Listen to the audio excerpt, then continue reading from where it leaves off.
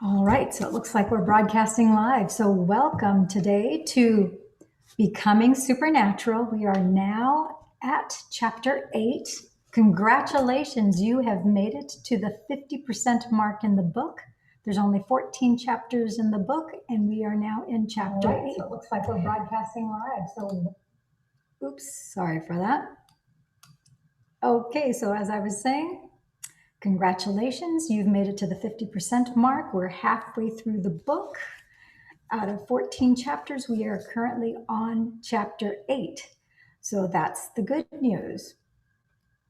So let's get started. Let's dive in deep. Chapter 8 is about mind movies and the kaleidoscope. So I had just finished a keynote lecture on a Saturday night in Orlando, Florida. And the following morning, while packing my bags in preparation for my afternoon flight home, I turned on the television to catch up on the political situation in the United States. It was in the thick of the 2016 presidential election, and since I had been out of the country traveling and lecturing over the previous 3 weeks, I was curious about what had transpired during my time away. I quickly surfed through the channels to find a news station, set the remote down, and while halfway paying attention to the TV, I continued packing. Suddenly, a commercial came on that caught all my attention, and in an instant, I understood why we called it television programming. The commercial began with a nighttime exterior shot of a couple's home, and as the camera zooms in on the house, the words "Night number 14 with shingles" appear on the screen. When the shot moves to the interior, tender yet foreboding music plays while an elderly man moans in pain at the foot of his bed. His concerned wife enters the room and asks him how he's doing. "It hurts," he replies. In the lower right corner, in a tiny font almost the same color as the background, are the words "Actor Portrayal." The wife walks over with a look of despair and slowly lifts her hand's shirt, revealing huge red scabbed lesions covering more than half his lower back. The image is shocking, grotesque, horrific, looking like nothing less than a large third-degree burn. So, in my 31 years of practice, I've examined hundreds of people with shingles and have never seen anything that looks so severe as the manufactured lesions in this commercial. I immediately knew it was designed to evoke a strong emotional response with the viewing audience, because it certainly did in me. So, once you see the rash on the man's back, the commercial achieves its goal of commanding your attention. Because the portrayal of the rash is so arresting, it changes the way you were feeling from only a moment before before your present state of watching it. So the moment the commercial significantly changes your internal emotional state, it causes you to put more of your attention and awareness on the source of the disruption in your external environment.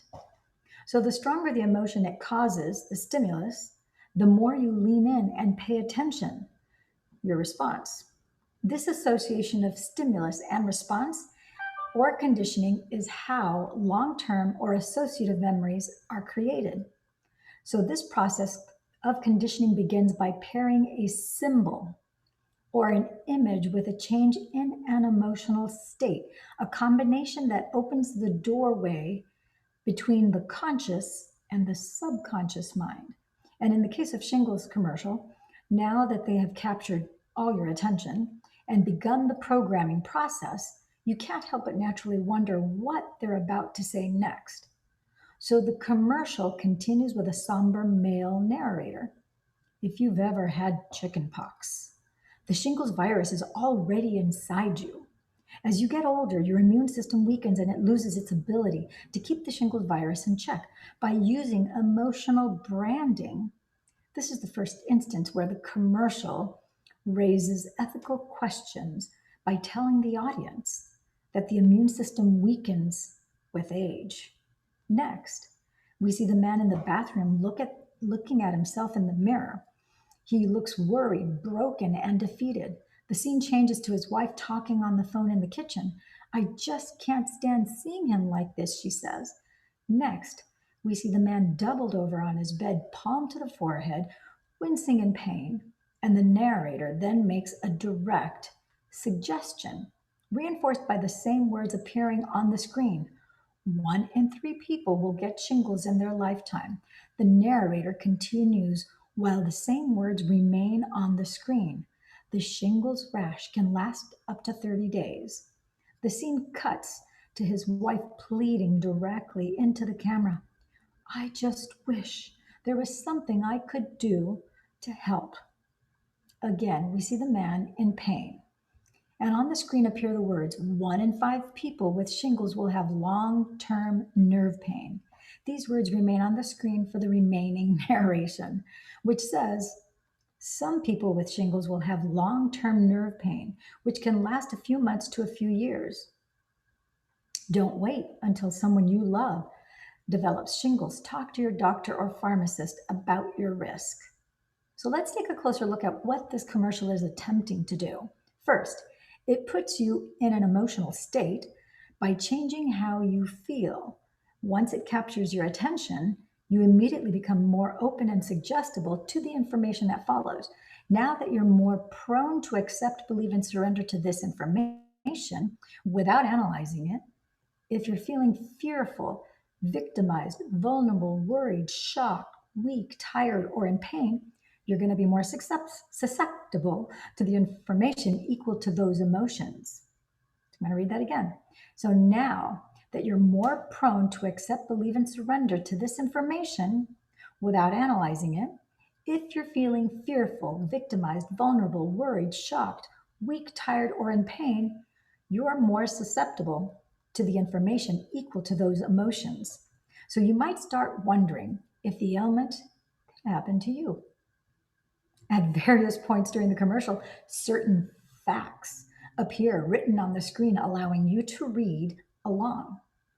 This serves to reinforce the programming. Also, while the thinking brain is focused on reading the copy, the content of the narration slips behind the conscious mind and into the subconscious mind. Like an audio recorder, it records the entire script and creates an internal program. So next, through a direct, literal suggestion, the narrator has instilled fear in you by personally suggesting you already have the shingles virus in your body and that because of the natural process of aging, your immune system is no longer strong enough to take care of the virus. And I'll read that once again. Next, through a direct, literal suggestion, the narrator has instilled fear in you by personally suggesting you already have the shingles virus in your body and that because of the natural process of aging, your immune system is no longer strong enough to take care of the virus. This turns on your emotional brain, the seat of your autonomic nervous system, allowing it to become programmed. Once the suggestions make it into your autonomic nervous system, it takes the orders without question and gets busy making chemical changes in your body equal to the literal suggestions. So in other words, your body is going to be subconsciously and automatically be programmed to weaken your immune function. In conclusion, you're at risk and you'd better not wait until you contract it. I'm going to pause right here. The first 2 times I read this book, I didn't catch this and I just caught it. And I told you in our earlier broadcasts that we have words that are giving us clues, that we have hidden secrets that are in the words themselves, but we unaware gloss over, paint by, not recognizing what the words actually mean and the inherent secret and wisdom that are in the words. So I just read to you, in conclusion, you're at risk and you'd better not wait until you contract it. This is no accident. This is maybe it is a coincidence that I'm noticing it now and that you happen to be watching this video at this particular point in time. Because make no mistakes, we knowingly and unknowingly, consciously and unconsciously make contracts all the time. We put the order in to our brain. Our subconscious mind listens to anything and everything without discrimination. 100% of the information goes in, and then it acts on that contract once you let it go. Whether you're aware or unaware, that subconscious mind is like a recorder that was turned on at birth and doesn't turn off until death. It's a contract, it's an agreement. But the good news is that becoming supernatural is giving you the tools so that you can be empowered by putting your hands on the steering wheel. And now you can use your awareness and focus to decide, I'm going to turn left on purpose now, or I'm going to turn right. I'm going to signal my autonomic nervous system to fire and wire, to upregulate or downregulate the expression of the wanted that I want in my genes. Anything that's unwanted, I can flip the switches off by commanding my autonomic nervous system.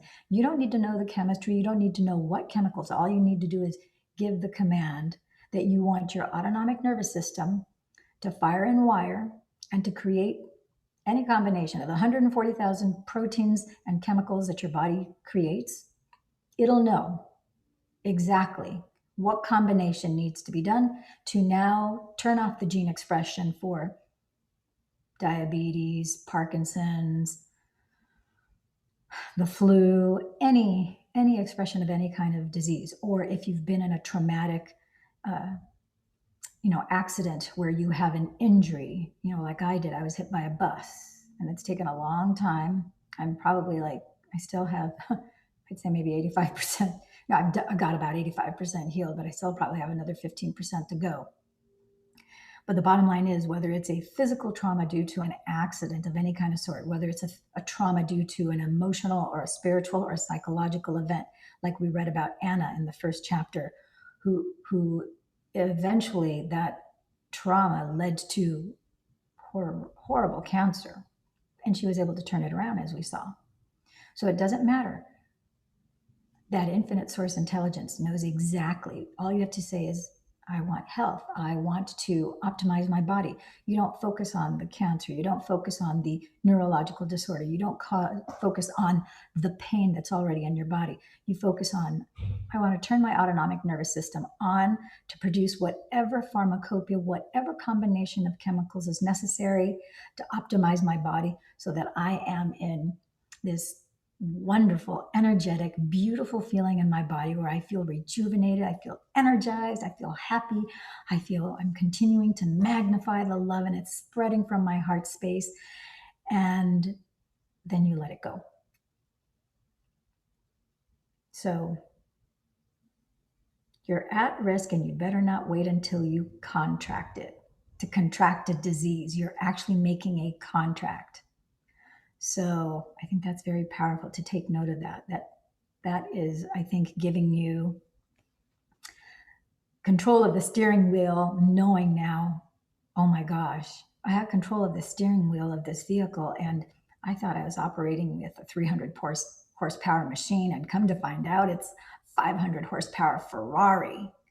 Yeah, make no mistakes. That's exactly what you have on your hands, that you have access to 24/7. You've always had it. That's the cool thing. So the commercial's effect goes even a little further. If you've ever had chicken pox, and after watching this you think your immune system is weak because of your age, you will decide you have an even greater need to prevent getting these shingles, so you will even be more motivated to buy the drug. Period. I'm just going to say, it sounds like manipulation by the commercial, doesn't it? I said it sounds like it.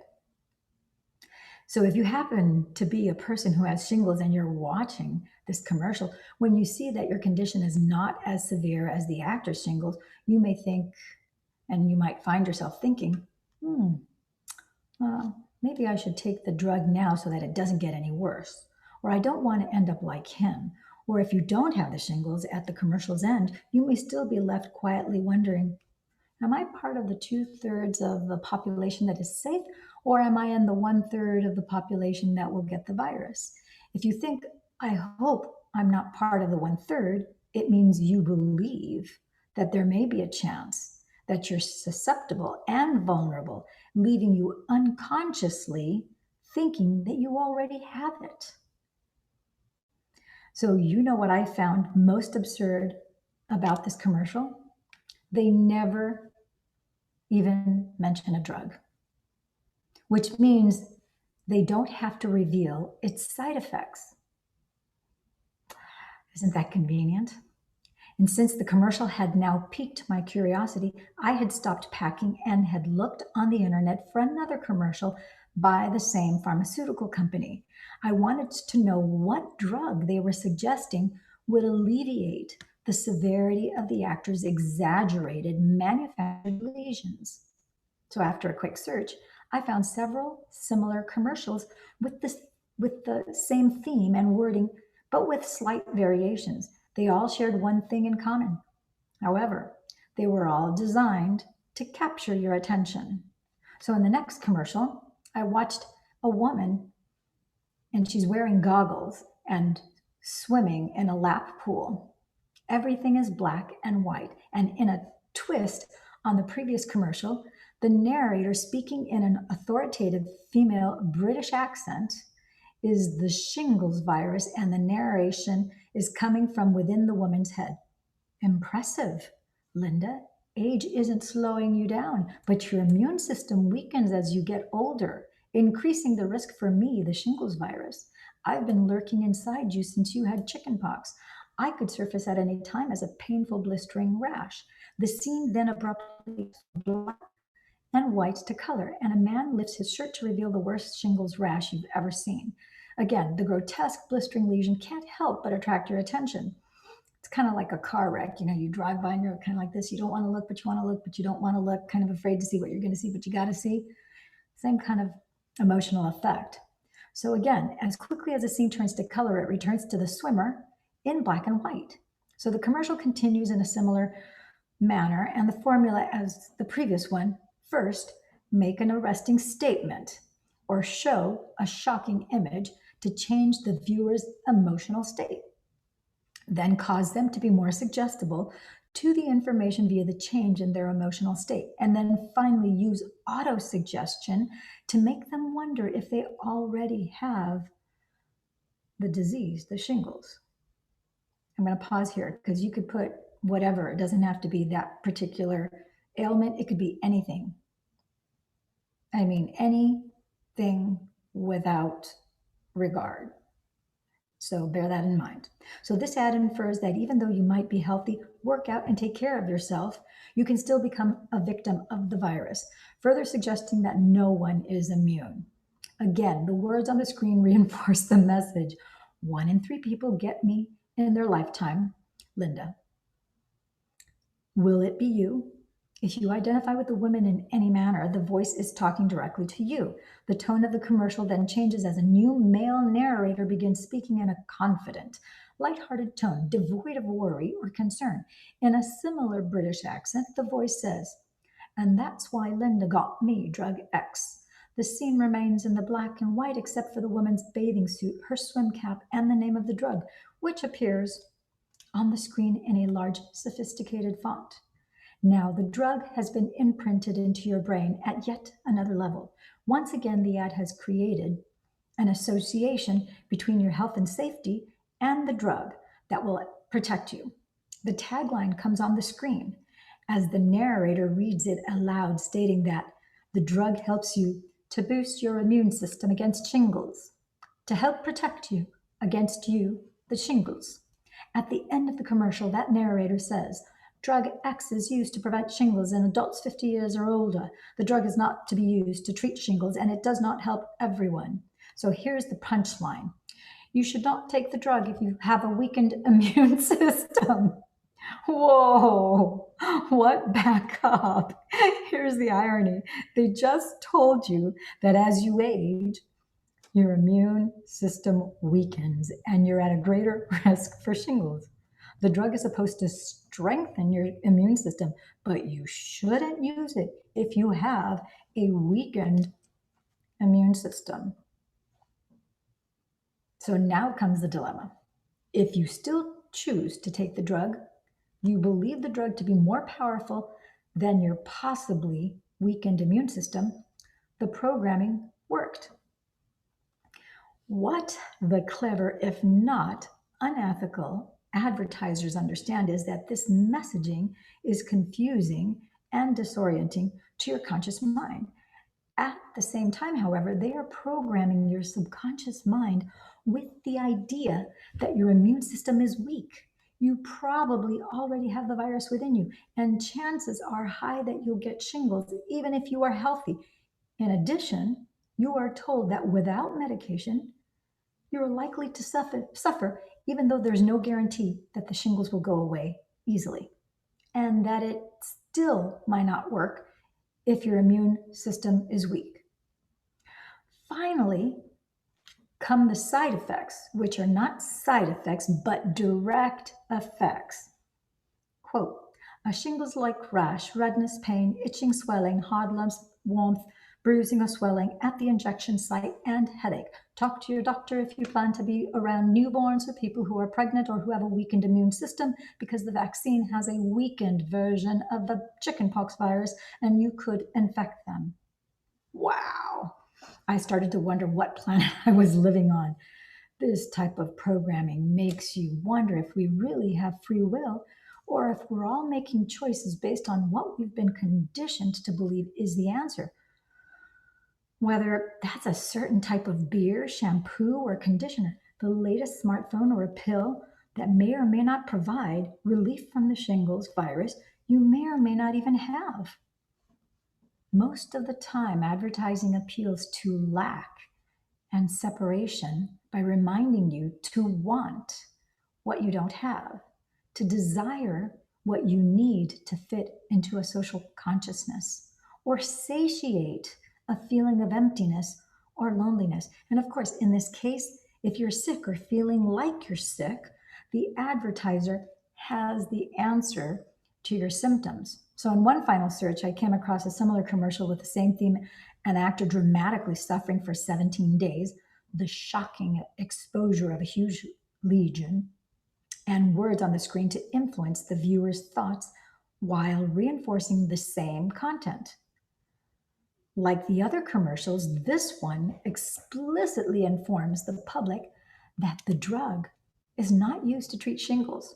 But at the end of the commercial, the handsome man smiles and declares, I think I'm going to give it a try.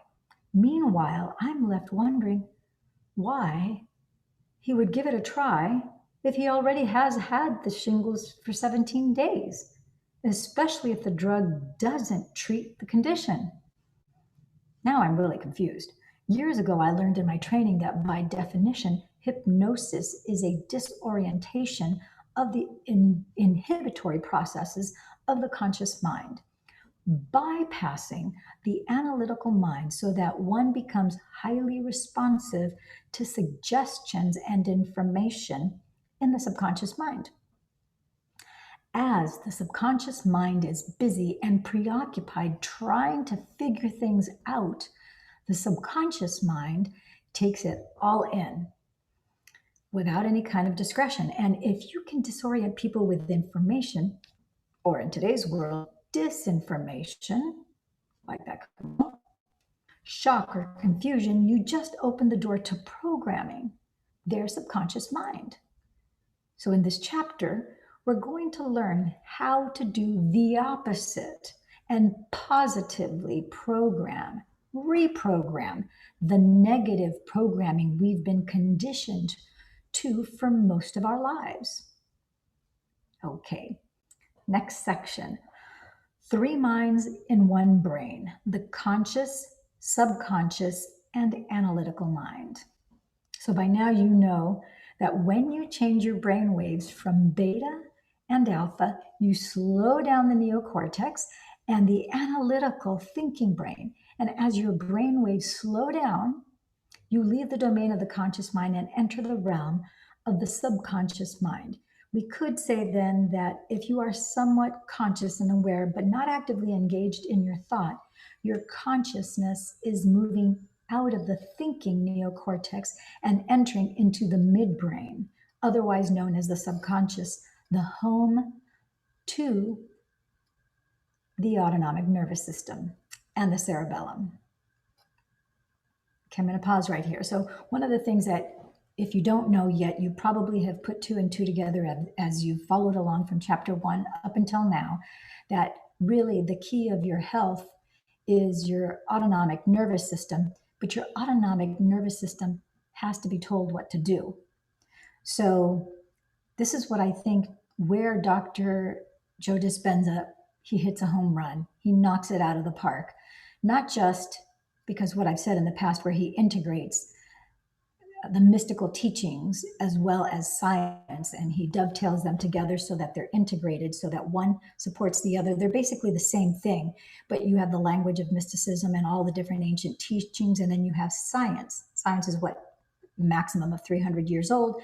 The teachings of what the ancient mystics have known lasts, I would say 15,000 years, because we have documented evidence of humans being on planet Earth as long as 15,000 years ago. And I think I mentioned before, in case you missed it in the previous broadcast, they found a skull here, not too far, Laguna Beach, which is just a couple beaches down from me. They found a skull off of Sandy Canyon Road of an Indian woman that existed 15,000 years ago. They discovered it in 1907, 08, 09. It was at the turn of the century. They also found another skull of another Indian woman right here off the coast of California in Ventura, and it was a Chumash Indian woman, and that, I believe, was, I think, 9,000 years ago, something that's circa that. I'm trying to remember exactly, but it was in that ballpark. So the bottom line is that where Dr. Joe hits that out of the ballpark is that he teaches you how to differentiate. I think most of us, you know what it is to be conscious and what it is unconscious. You go to sleep, you're unconscious. When you're awake, you're conscious. We're all aware that as we are operating our days on a day-to-day basis, you have a conscious mind where there are the things that you know by rote, that you learned in school, that you were conditioned by your parents, your peers, your home, family environment, your neighborhood, the TV shows that you watch, the books that you read, all the external outer environmental things that you took in and stored them as needed into your subconscious. And then your subconscious, just like your computer, has a bunch of programs that are running in the background, whether you think you need them or not. Same thing is true with your subconscious mind. All that programming is in your subconscious mind. It's a tape recorder. It's recording everything, no matter what. It doesn't discriminate. It doesn't care. Your conscious and your subconscious are recording everything, every life event, every bit of information you take in, every feeling that you take in, every emotion, every trigger. It records everything without discriminating. Its business is just to be on. Your brain records that as the organ, and then it neurosomatically stores the information in not only your subconscious mind, which keeps everything, keeps a record of everything, but your brain also sends the signals where in your body to neurosomatically file away those experiences, especially if they're emotional responses that are very happy, elated, joyous, fun-filled, laughing, those good memories. You feel it in a certain part of your body. And if it's a negative, traumatic, horrifying, terrifying, scary, fearful, angering, raging type of emotion, shocking, paralyzing emotion, it lodges that into your body too. It lodges it literally neurosomatically, which means that neurotropically, neuroenzymatically, physically, depending on where your placement is in terms of your body placement towards that experience, that's where your proprioceptor system kicks in. And it'll go, okay, the trauma for an example, if you're in an accident and you get hit from the left side of your car, then you're neurosomatically, because the impact came from the left side, your brain is going to file that not only into your memory bank and your subconscious mind, but it's also going to file that neurologically onto the left side of your body, affecting, sometimes it crosses over to the opposite side. So you might have a right shoulder, you might have left shoulder pain, but you might have corresponding right shoulder pain, because there are times where, this is kind of getting more technical than probably you guys want to get into, but the bottom line is that it's going to file that experience from the left. No different than, let's change it, instead of a car accident, let's change it to a parent-child relationship. We all had parents, we all had adults that took care of us when we were children. If you had teacher, parent, let's say a much older sibling, that you sat as a 5-year-old child, 6-year-old child, and maybe they, for the first time ever in your life, all of a sudden screamed at you in a rage. And let's say that person was wearing an orange shirt, just as an example. And all of a sudden you were horrified and you were paralyzed in fear, so much so that because it was such a shock to your body, because maybe this person had never, or no one in your life had ever behaved this way with you, that is going to impact the left side of your body. You may unconsciously develop an aversion to the color orange and anything having to do with the color orange moving forward. And that's not the only thing, but because this happened on the left-hand side, this in your subconscious is still running as an operating program that's in the front left-hand side of the motion picture screen of your mind. As your memory recalls it and as your body feels it, it's pulled up, having a bigger brunt of the energy coming at you on the left side as opposed to the right side, because the person stood on the left side to you.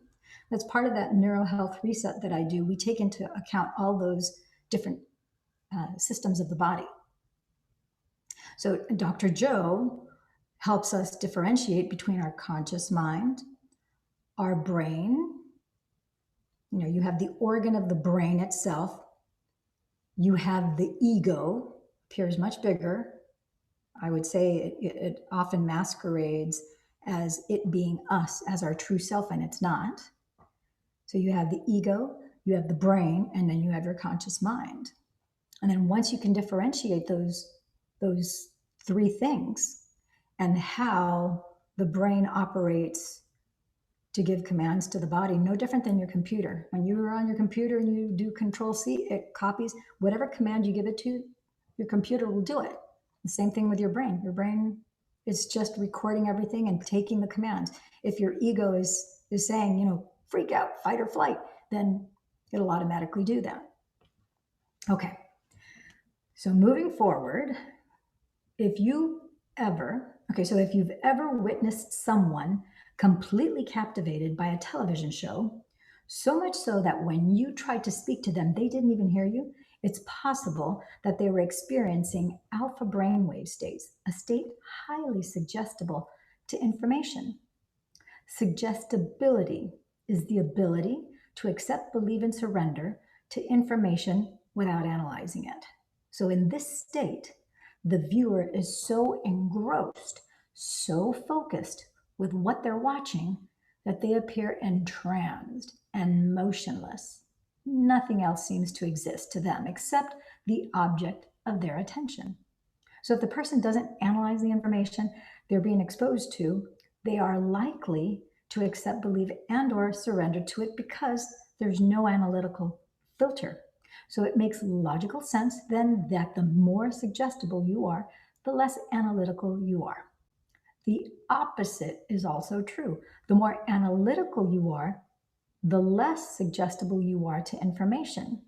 Therefore, it is less likely that your brain will be in alpha brainwave or trance state. So let's take a look at figure 8.1 to help you understand the relationship between suggestibility, the analytical mind, trance, and brainwaves. So if you have a book, go to that figure 8.1. So as your brain waves slow down and you get beyond your analytical mind, your brain waves move into trance and you're more suggestible to information. So the inverse is also true. As your brain waves speed up, you become more analytical and the brain moves out of trance and you become less suggestible to information. Suggestibility is your ability to accept, believe, and surrender to information without analyzing it. So, what the creators of these commercials I mentioned earlier fully understand is that the best way to program a person to take a desired action is to put them into an alpha brainwave state so that the information presented is not analyzed.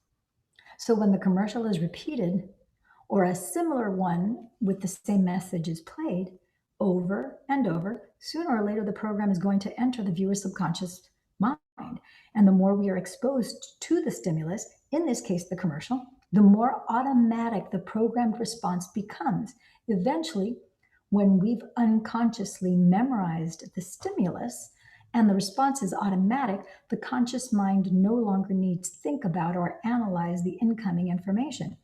Meanwhile, the subconscious mind maps the information, recording and storing it like a voice or a video recording.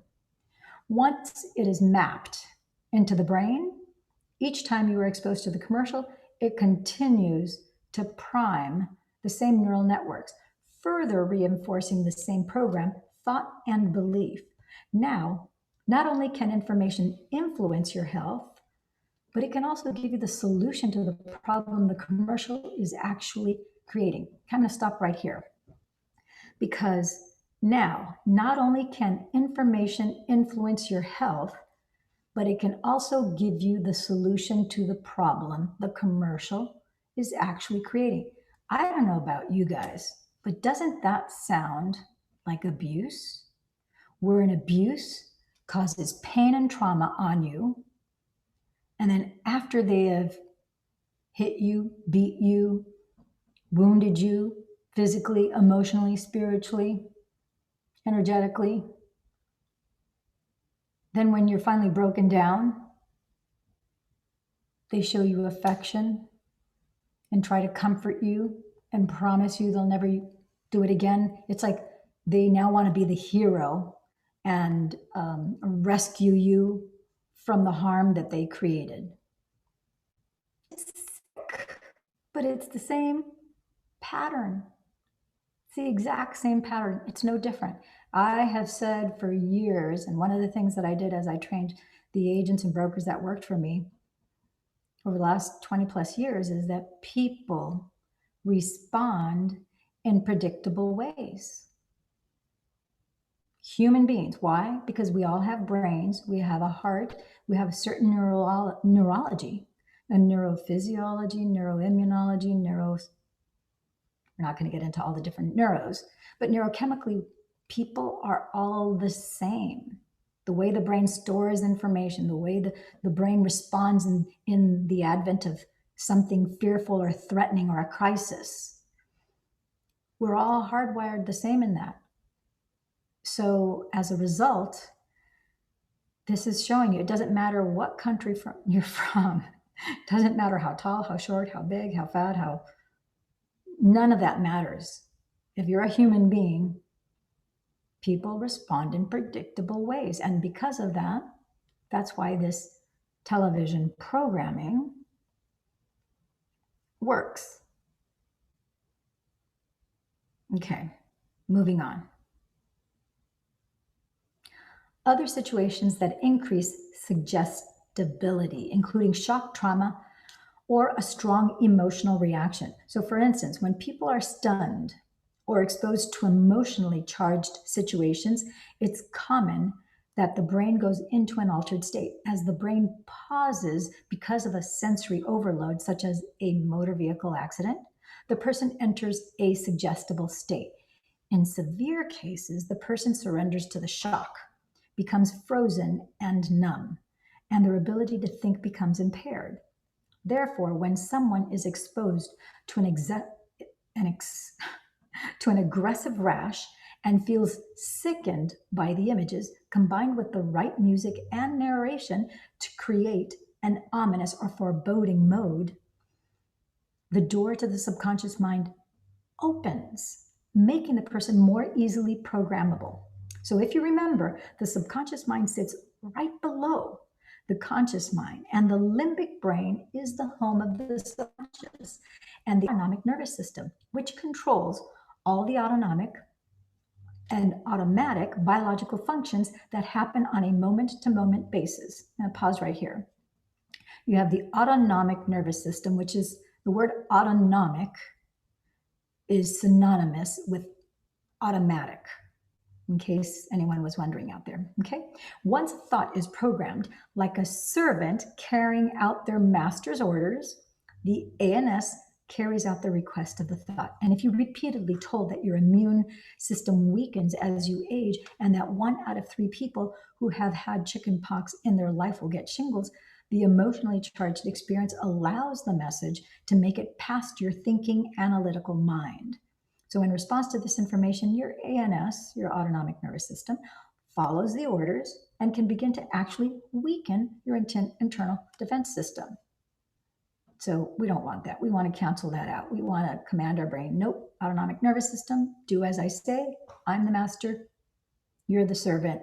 I command you to optimize my body, to strengthen my immune system, to optimize it, make it as healthy and energetic and rejuvenated as possible. Thank you, thank you, thank you. Okay.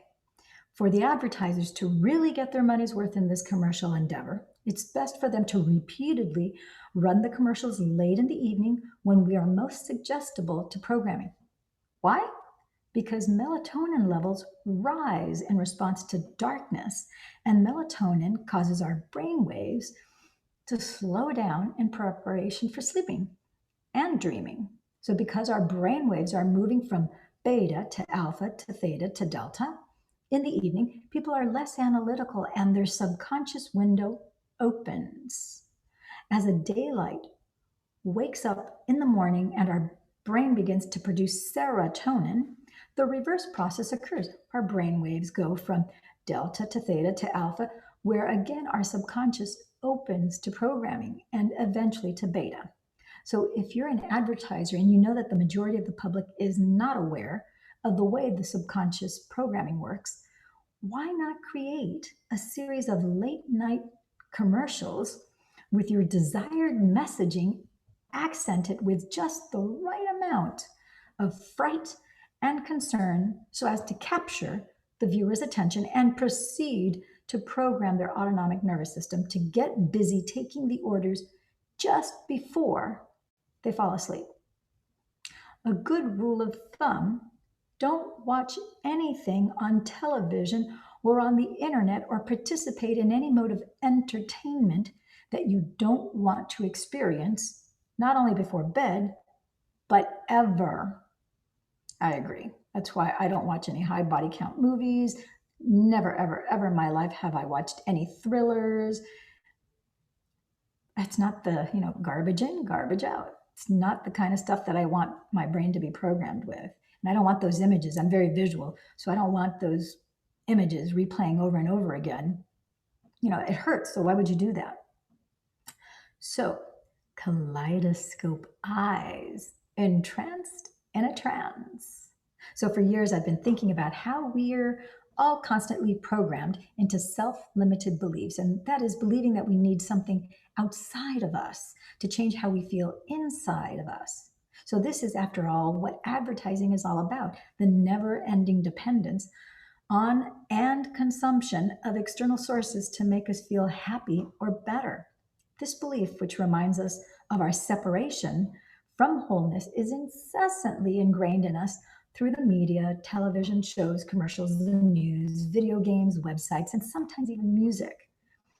Simple strategy really. So if you can suspend people the feelings of lack, fear, anger, opposition, prejudice, pain, sadness, and anxiety, they remain dependent on someone or something outside of themselves to make those feelings go away. So if you remain in a perpetual state of busyness and are always preoccupied in your survival emotions, you never actually have the opportunity to believe in yourself.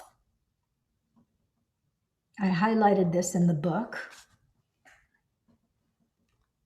Oh, you can't see the color on the screen, but I have that highlighted, so I'm going to read it again because it's very, very, very important.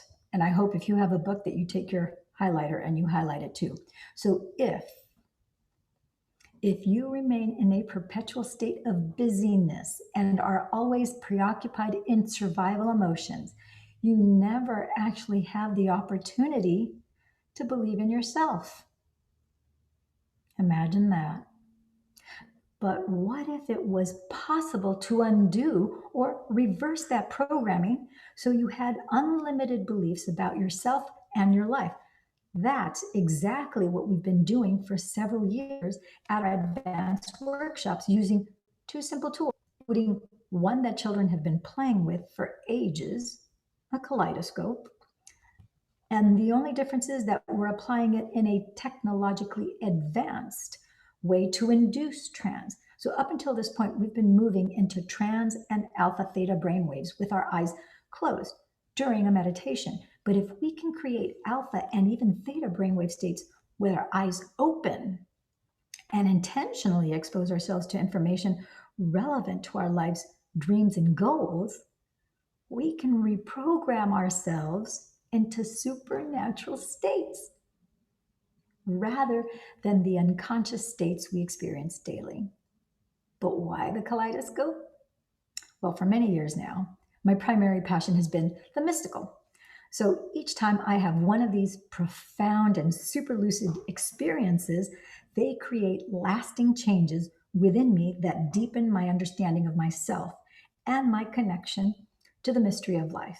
So once you have a mystical experience and get your first glance behind the veil, you can never go back to business as usual.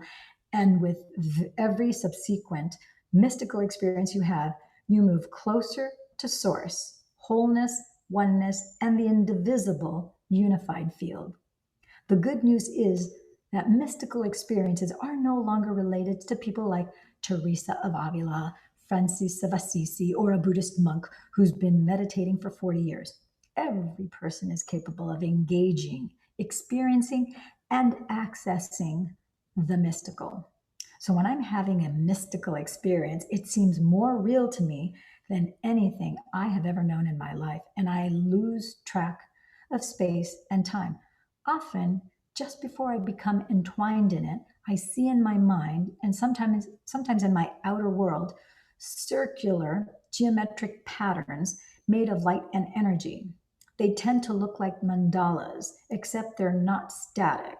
They're standing waves of interfering frequencies that appear as fractal patterns. The only way I can describe their properties is that they are alive, moving, changing, and ever evolving into more complex patterns within patterns.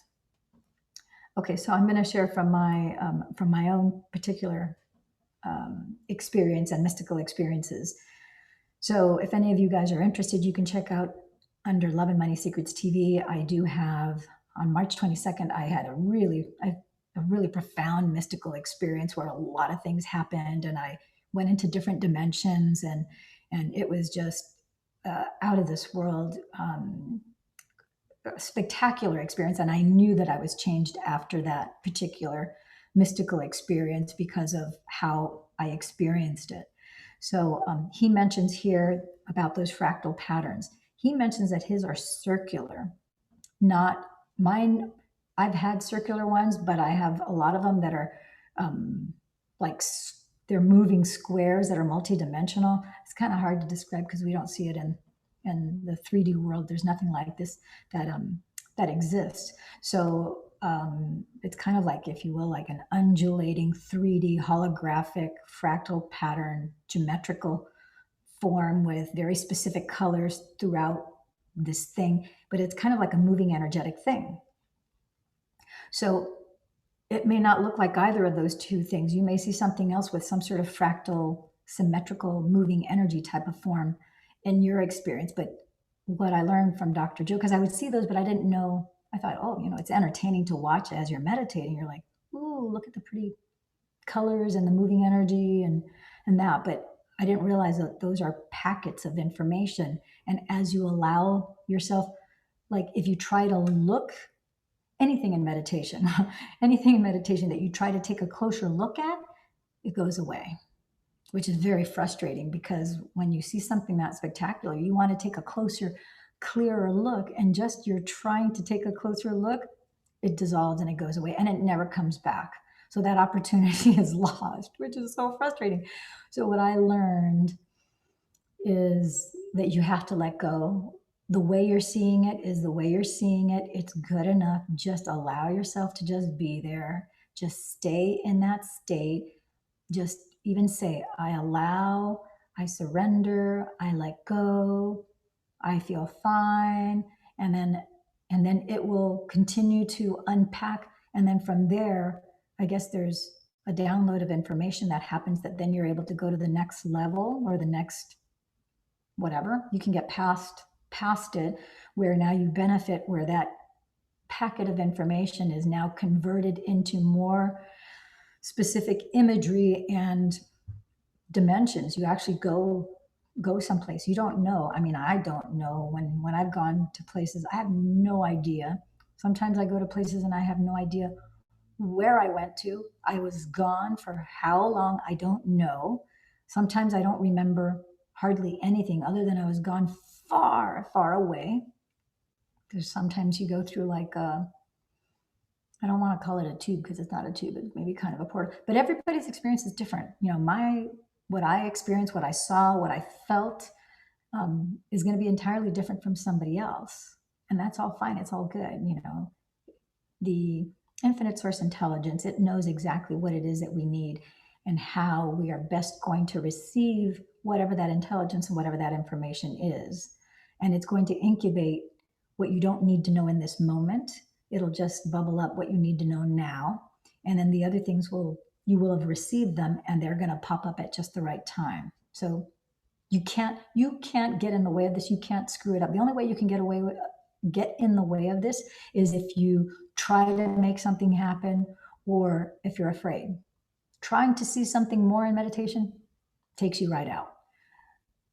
Being afraid because the divine energy that is infinite source intelligence, you have free will. If you're afraid and you don't want to go any further, as soon as you are afraid, it retreats because it doesn't want to put you in fear. It is love.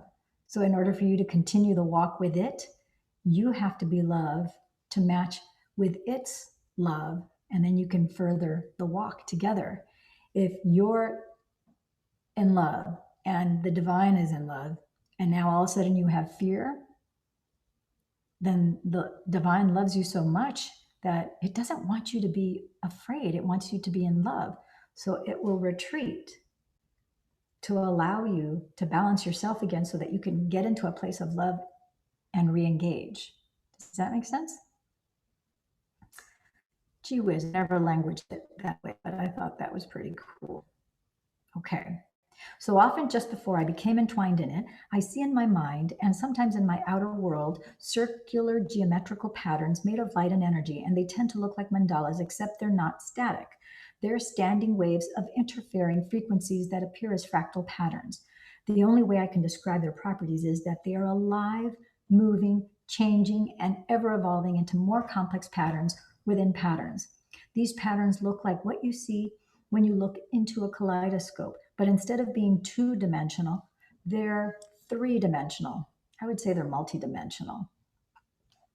When I see the rest of my attention, so when I see and rest my attention on these divine geometric patterns, they change. And I know in a moment, as my brain takes the pattern of information and transduces it into a vivid imagery, I'm about to have a profound mystical experience.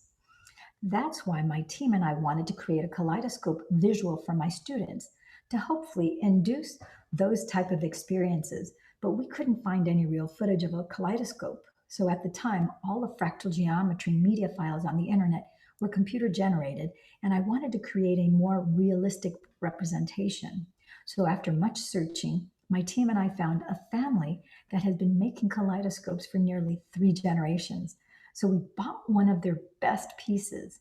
So next, we rented a camera by Red, the leading manufacturer of professional digital cinema cameras, most often used in Hollywood films. Very expensive camera, by the way. We fitted the camera with a lens that attaches to the end of a fiber optic filament, which we inserted inside the kaleidoscope. Once we placed the camera inside the kaleidoscope, we affixed a motor to the end that rotates so its internal crystals and oils would move in smooth, consistent transitions. So, for hours in Seattle, Washington studio, we captured beautiful images and colors while filming against a black backdrop. The black represents the absence of anything physical, the place where we become nobody, no one, no thing, nowhere, and no time. This is the infinite black space or void that you learned about in chapter 3. So, as we recorded all the footage over the course of several days, gravity caused the crystals and oil to fall and accelerate with every rotation. So a technician had to tediously account for every second, frame by frame, to ensure the transitions were smooth.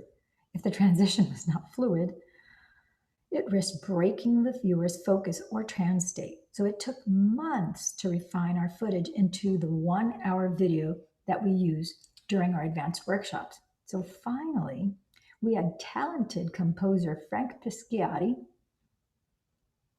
create the accompanying soundtrack, and we wanted our students to be continuously mesmerized by the beautiful symmetry and changing geometric forms.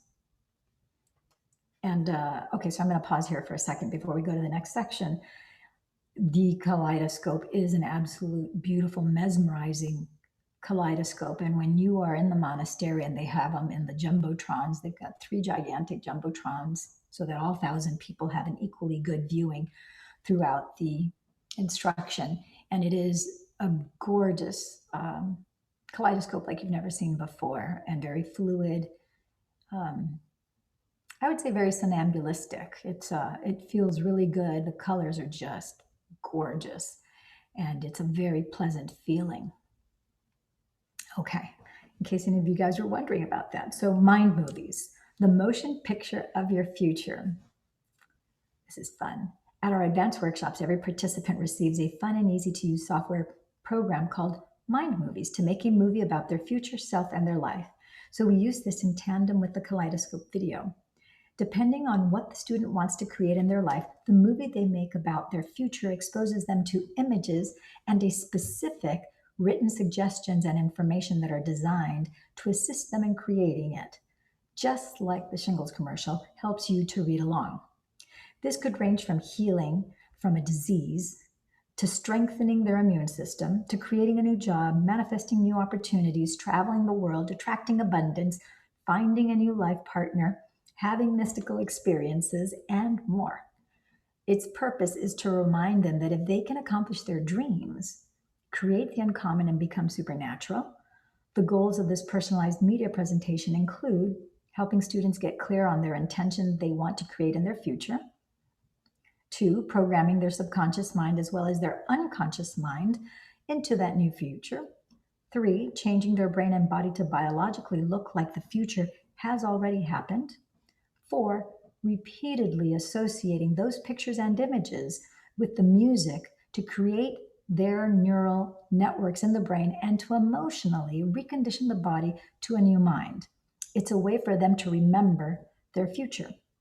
So the Mind Movie technology was founded by 2 business partners from Australia, Natalie and Glenn Ledwell. They are not only the founders, but also the poster children for its capabilities. Their journey began in 2007 when a friend showed them a movie he had created about his life. Later, he approached them with the idea of starting a business based on what would become Mind Movie software. Getting the business off the ground required them to create a website to distribute the software so they could instruct people from around the world on how to make their own movies. Yet, they already had 4 businesses and knew almost nothing about the internet or e-commerce business. So Glenn could barely turn on a computer, and Natalie hadn't even heard of YouTube. They recognized, however, that Mind Movie had the potential to be a very powerful tool to help people build the belief that they could create real outcomes in their lives. So, with that in mind, they decided to post a video about the power of mind movies on YouTube. At the end of the video, viewers were encouraged to visit their website where they could learn how to build their own. In early 2008, after receiving countless emails from customers telling them how mind movies had changed their lives, Natalie and Glenn decided to go all in. They flew to the United States, attended an intranet marketing seminar, and joined the marketing mastermind group and began planning Mind Movie's global launch. Yet when they arrived in the United States, they had nearly drained their bank account, leaving almost no money to pay for the remaining services required to launch the business. This meant learning, mastering, and implementing everything for the launch themselves. So for months, they worked 12 hours a day out of their office, otherwise known as their bedroom. In the process, they ventured so far outside their comfort zone, they no longer knew what a comfort zone was. Faced with daily technical, business, and personal challenges, they had one secret weapon in their arsenal: their own mind movie. So in their mind movie, Natalie and Glenn defined the number of customers they wanted to attract and who those customers would be. They described the respect of the industry peers and plotted out what they would do once their business was a success.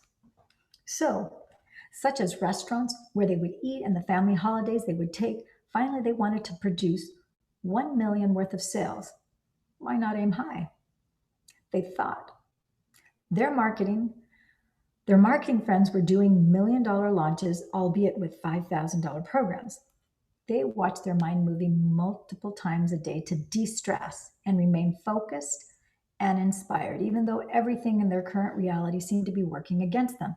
But they knew all their effort, risk, and dreams would culminate on the day of their global launch. The finish line was in sight. And then the unthinkable happened. Scheduled for September 2008, their launch coincided with the global financial crisis. Financial institutions around the world were facing cataclysmic losses, while families and individuals lost their savings, assets, and livelihoods in the worst downturn since the Great Depression. Meanwhile, Glenn and Natalie were facing their own financial hardships. By launching the business, they'd racked up $120,000 in credit card debt. If the business failed, they'd lose everything: their home, cars, investments, in addition to being buried under an insurmountable amount of debt. On the morning of their launch, unbeknownst to them, their email delivery system was down for scheduled maintenance, so none of their customers received confirmation emails for their purchase. By lunchtime, they had already received thousands of customer support email complaints, in addition to challenges with their online bank. The bank wanted to freeze their account due to unusual activity. By evening, however, they had experienced the most memorable day of their lives. In the first hour on the first day, they had hit the $100,000 mark. And by the day's end, they grossed $288,000 in the end. Glenn and Natalie ended up generating $700,000 based on a $97 program with no upsells. But the story doesn't end here. They were, of course, delighted with their achievement, but they faced one last monumental challenge. Because of the volatile and uncertain financial climate at the time, their bank froze their account, so they couldn't access the money. This meant they couldn't pay commissions to their affiliates or the $120,000 they owed to creditors, or deliver profit sharing to the people who had helped them launch the business. Everything hinged on their funds being released. Finally, after 6 months of sticking to their vision and watching their mind movie, they gained access to their account, lifting the financial burden that had nearly sent them into bankruptcy. But here's where the story gets really good. As the world was still reeling economically, the value of the US dollar against the Australian dollar was still grossly different. So, thanks to the exchange rate, when they transferred their money back to Australia, they ended up earning an extra $250,000. With that, as well as with the commissions they received in exchange for promoting partner affiliate programs, Glenn and Natalie actually met their $1 million goal. They credit a huge part of their success which was the complete opposite of what everyone else in the world was experiencing, with the fact that they focused on their mind movie every single day. While this is a great example of the potential of mind movies, and while the options to create your own mind movies are endless, the process is relatively the same. Students first pick their song, one they will never tire of listening. Next, they choose images and or videos of either themselves or a future event and lay them out sequentially to tell a story of what their future looks like. Finally, we ask them to come up with specific words, phrases, or affirmations to add to the scenes, which they superimpose over the images in the exact same way that TV commercials program people to be victims or to experience want and lack. Mind movies can reprogram students to be unlimited in a life they're capable of creating. So in our advanced workshops, our students watch the kaleidoscope video before they watch their mind movies because it helps them induce and sustain alpha and theta trance-like states with their eyes open, opening the doorway between the conscious and the subconscious mind. Throughout their meditation, while in an alpha or theta brainwave state, they are more suggestible to their own reprogramming process. That is important because the more suggestible they are while using their mind movie, the less likely they are to become analytical and have constant internal thoughts such as, how is this going to happen? Or this is impossible. Or how am I going to afford that? Or it didn't happen last time, so why should it now? While the kaleidoscope induces students into trance to open the subconscious to programming, the mind movie is the new program. So mind movies program our students' subconscious minds the same way that television commercials program us, but in more positive, unlimited, and constructive ways. So when our brain's thoughts are silenced, the conscious mind is no longer analyzing incoming information. So as a result, whatever information we're exposed to in this state encodes directly into the subconscious mind. Just like recording or videotaping something to be automatically played back later, we're recording a new program in the subconscious mind. So a great amount of research over the years has documented how the right and the left hemispheres of the neocortex relate to one or another. We now know that the right hemisphere processes spatial, nonlinear, abstract, and creative thinking, while the left hemisphere processes logical, rational, linear, methodical, and mathematical thinking. The latest research, however, also suggests that the right hemisphere processes cognitive novelty and the left hemisphere processes cognitive routine. So this means that when we learn new things, the right hemisphere is more active. And when the new learnings become routine, they're then stored in the left hemisphere. I'm going to pause right here because one of the things that Dr. Joe Dispenza shared with us during our stay in the monastery is that Kandel did a research study where he showed that the neurological pathways of the brain and that the neural networks fire and wire 1,300 neural networks when it's something that is a habit. But when it's learning something new, just as your basically reading and being exposed to this information for the first time and it's new, you are firing and wiring double the neural networks. So from 1,300, you go to 2,600 neural networks. So anytime you decide to engage yourself in learning new information, learning a new activity, you are becoming smarter because you are now firing and wiring 2,600 neural networks instead of just 1,300. Isn't that exciting? Imagine that's something you can choose to do every day. You learn this new information, you expose yourself to something new, you choose to memorize, you choose to adopt, learn, incorporate something new into your everyday. You choose to use your left hand instead of your right hand to brush your teeth. All these things make 2,600 neural networks instead of 1,300 fire and wire to sync and link both sides of your brain. It's very awesome. So the majority of the people operate from the left hemisphere of their brain because they're hardwired into automatic habits and programs that they've memorized. So this is why language is stored in the left hemisphere, because it's routine. You can think about the right hemisphere as the territory of the unknown and the left hemisphere as the territory of the known. So it makes sense then that the right hemisphere would be romantic, creative, nonlinear, while the left hemisphere would be logical, structured, and logical. So it's methodical, logical, and structured. So we've actually seen this dual processing occur while watching our students' brain scans in real time.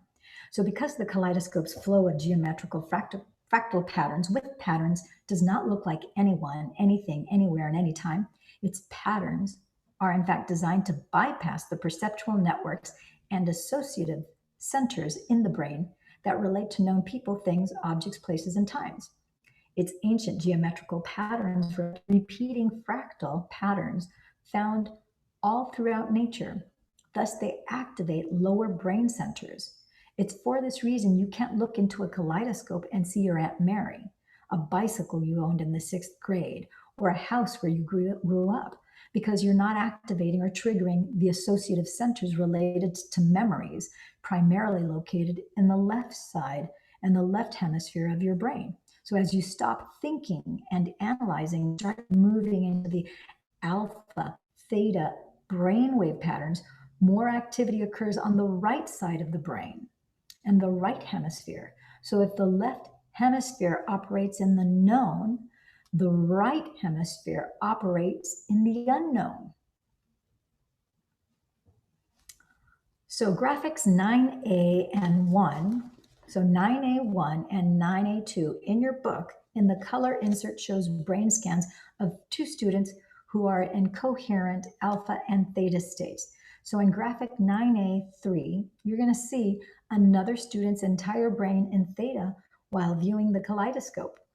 Graphic 9A4 shows the brain scan of a student watching the kaleidoscope, and the right side of your brain is more activated while they engage in the novelty of the experience during the trance state. So when we play the kaleidoscope in our advanced workshops, we play it in a dark room, so melatonin levels increase, thereby enhancing the brainwave changes. So I ask students to relax and consciously slow down their breathing. As their respiration slows down, so do their brain waves move from beta to alpha. I then ask them to continuously relax into their body and to get ever more in touch with it. I want to get them into the state somewhere between half awake and half asleep when they're most suggestible, further priming their brain to accept the programming of their mind movie. Just as the late night infomercials influence people because the production of melatonin in preparation for restorative sleep causes their guard to drop, I want our students' melatonin levels to be elevated and their brain waves to be in alpha or theta so they're wide open to the information and the possibilities in their mind movie. the soundtrack of your future life. Music has a way of calling up the memory of a specific time and place in our life. It's for this reason that entertainer Dick Clark said, music is the soundtrack of your life. The moment a magically nostalgic song starts playing, your brain begins recalling images of certain times and places, and those images connect you to the experience of different people and events. Neurologically speaking, the songs act as an external cue, causing a specific set of neural networks in your brain to fire. So, by association, you see images in your mind that have been frozen in time.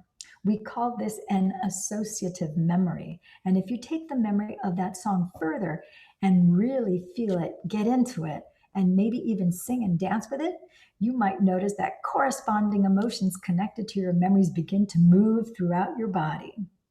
Move and groove to the music. So, whether the memory of that song relates to your first love, spring break, your senior year of high school, your senior year of college, whatever you felt before walking into the field, before the biggest game of your life, every one of those memories is strongly embedded with feelings and emotions. And when you feel the emotion deeply enough, it connects you to the energy of your past. And the stronger the emotional response, the greater the memory.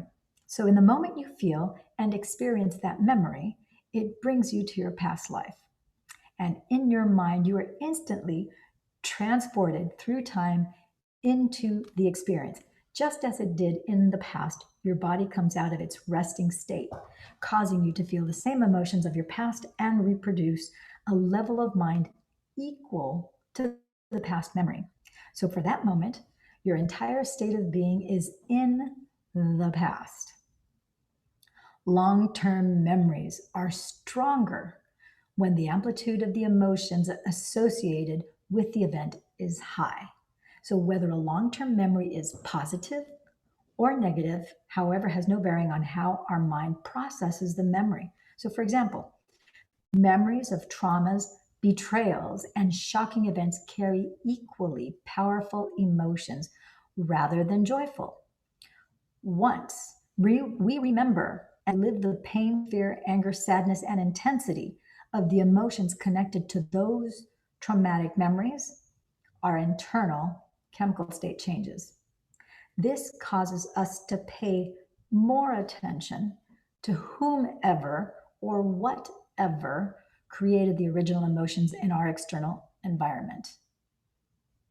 So, what if you could create a movie of your future and pair it with a song that motivates and inspires you so much that it pulls you out of your resting state, changes your state of being, and connects you to the energy of your future memories? You're basically mapping your way to the future and treating it as a memory, which your brain thinks now is the past. If music is the soundtrack of your life, then just as certain songs transport you to the past, couldn't you bring your future life in the same way? This is where mind movies come in. By purposely pairing very powerful and moving images of your future, adding words and phrases to reinforce the content and combining them with elevated emotions and inspiring music, you create long term memories that move your biology out of the past and into the future. In other words, the images elicit feelings that correlate to the experiences you want to have in your future. This could include images of homes you want to live in, vacations you want to take, a new career, the freedom of expression, a healed relationship or body, interdimensional experiences, and so on. These are just some of the infinite possibilities that exist in your future timeline.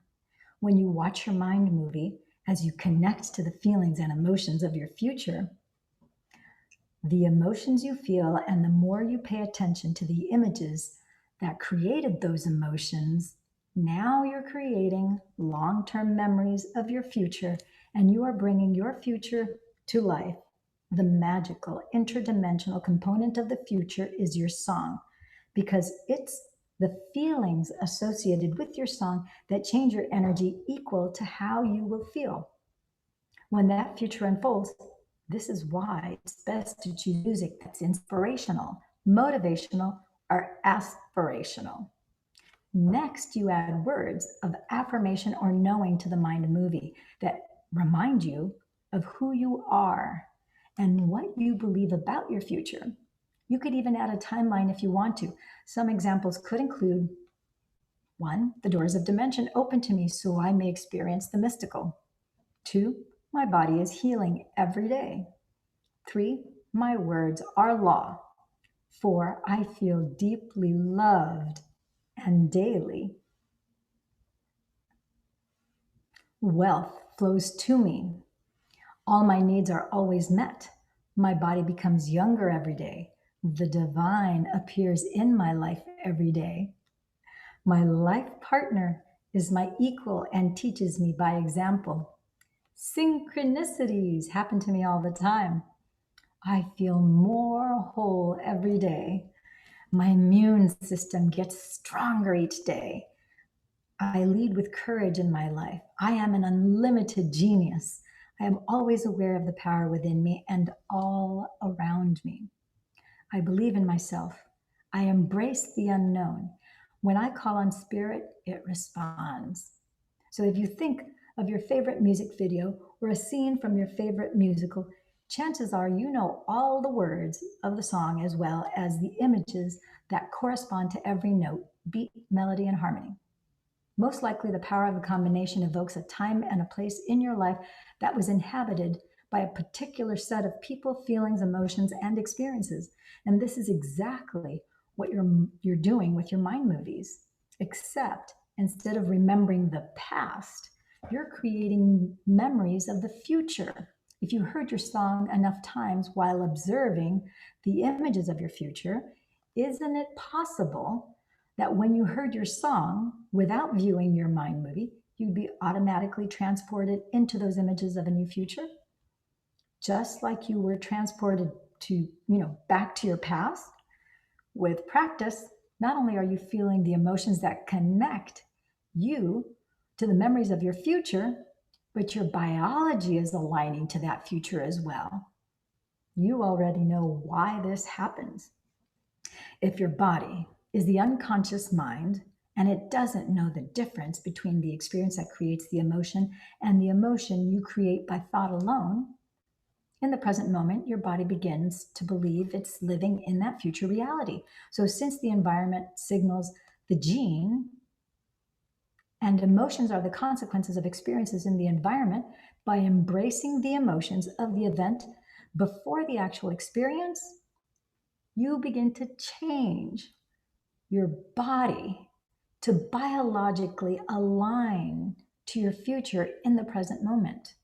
So, since all genes make proteins and proteins are responsible for the structure and function of your body begins to biologically change to look like your future has already happened. Putting it all together. Exciting information. So, what if you invited a group of people to retreat from their lives for 4 or 5 days and in the process removed the constant stimulation in their external environment that reminded them of who they thought they were as their personality? I'm going to pause right here because, hello, pretty much the whole globe is on a retreat, a global health reset, if you will. So some people still are working. A lot of people are not. So if you are part of the population who is not working right now or has reduced work hours, or maybe you're still working, but now you have a lot more time because you don't have to spend all that time in traffic driving to and from, running around doing all sorts of activities that, practices and yada, yada, yada. The point is, we're all on a quarantine, lockdown, slow down mode and pace of life. This is like the perfect storm. There's so much opportunity right now. This being probably the biggest, first and foremost, you have the opportunity to become supernatural and to master becoming supernatural, master yourself, make radical, awesome, unexpected changes to your life. Wow. If you separated them long enough, you know the places they go and the things that they do every day at the exact same time, they would be reminded of who they really are. Unlimited human beings.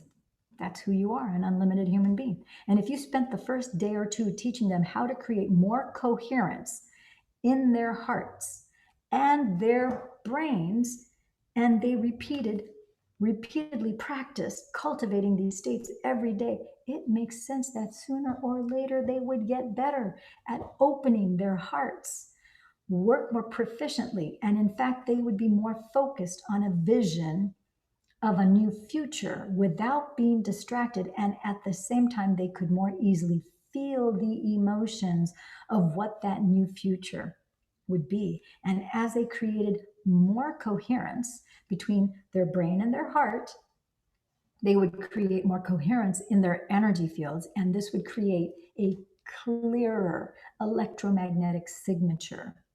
And in turn, of course, your electromagnetic frequency fans out even greater and is more complete, as we learned in the previous chapters. So as they continuously worked on overcoming themselves, their bodies, their environment, and time slowing down and changing their brain waves to slower theta, slow your heart rate, slow your breath, slow your brain waves, unfolding into the unified field and transcending this three-dimensional environment, it would become increasingly easier and more familiar for them to activate their heart center and to create. Pause right here.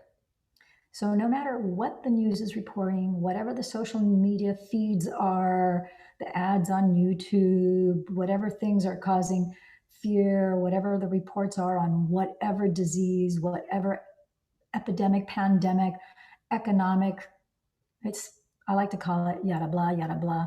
Yada blah blah da, yada blah blah da, yeah. It's like chatter chatter chatter. It's like, I don't know how many of you watched Charlie Brown growing up, but you remember when the teacher would enter the scene on a Charlie Brown cartoon, she would always show up and she would go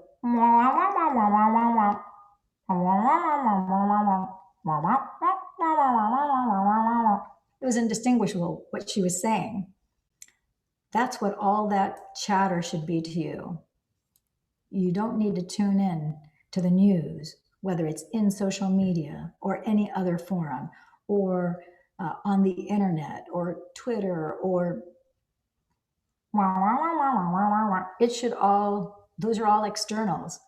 Go within. This is a perfect, beautiful, golden opportunity for you to quantum leap. I really mean that literally. You can quantum leap at a time like this. It is, to say it's a golden experience is a monumental understatement. That's all I'm going to say. And despite anything that's going out in your external environment, I don't care what politician, what government, what economic, whatever the balance is in your bank account, you can transmute this. You can be an alchemist. You can turn base metal into gold. It's not out here. The whole point of this book is for you to recognize that it's in here. It's your God-given birthright. And that's what Dr. Joe is trying to share with you, this knowledge. And you can't say that you're so special because you're too young or you're too old or you're too anything. No one is too special to not be able to do this. I've seen kids as young as 4 or 5 years old do these meditations. And I've seen people as old as, I think some of the older people in the monastery were in their late 80s and 90s. Some of them had never meditated their entire lives and were just beginning to meditate. They just started meditating as a result of doing this work and this study. And they all started everybody starts by reading one of Dr. Joe's books. And of course, you look up YouTube videos, or some people find the YouTube videos first, and then they decide, okay, I'm going to buy that book, Becoming Supernatural. Breaking the Habit of Being You, You Are the Placebo, whatever. It doesn't matter which of the three. I happen to start with Becoming Supernatural. And then as they saw testimonies, heard him speak more, they started to read and study the book. I got to get to one of his live events. And then you realize that there's other training you can't just go to a live event. You need to take other training before you can go to that live event, because you need to have a certain amount of foundation. You need to do a certain amount of meditation. But even people who've never meditated before, they began meditating once they started to involve themselves in this work that Dr. Joe teaches. And then, wow, the incredible things started to happen. If not now, when? If not you, who? So, as they continuously worked on overcoming themselves, their bodies, their environment, and time slowing down and changing their brainwaves, unfolding into the unified field and transcending this 3D dimensional environment, it would become increasingly easier and more familiar for them to activate their heart center and to create. So after they practice getting beyond their body, emotions, habits, pain, disease, identity, limiting beliefs, analytical mind, and unconscious programs, by the time they practiced of the mind movies was introduced, they would be ready to absorb a greater degree of information equal to who they were becoming, which would increase their ability to connect with their future. This is how we use mind movies at our workshops. So you can think of a mind movie as a 21st century version of a vision board, a tool used to clarify, focus on, and maintain specific life goals, except it's a dynamic instead of static thing. When used with the kaleidoscope, the mind movie technology is a great tool to help you bring your future to life by repeatedly experiencing it. It's also a great way to gain clarity on what you want to unfold in your life and to remind yourself on a daily basis what that future holds for you. This is called intention. Because mind movie technology is so versatile, it can be used across many applications and in a variety of settings. Not only can the technology be used to create relationships, wealth, health, careers, and other material items, it is also being used with children and teens to help them create a future vision so they feel they have some control over their lives. So many young people today are overwhelmed because of the frenetic pace, pressure, and demands of social media and modern society, of course. Suicide is the leading cause of death for teens in the United States. So the founders of Mind Movie are using the technology in schools to help teens envision a brighter, more specific future for themselves. Mind movies are also used in corporate settings for team building and visioning.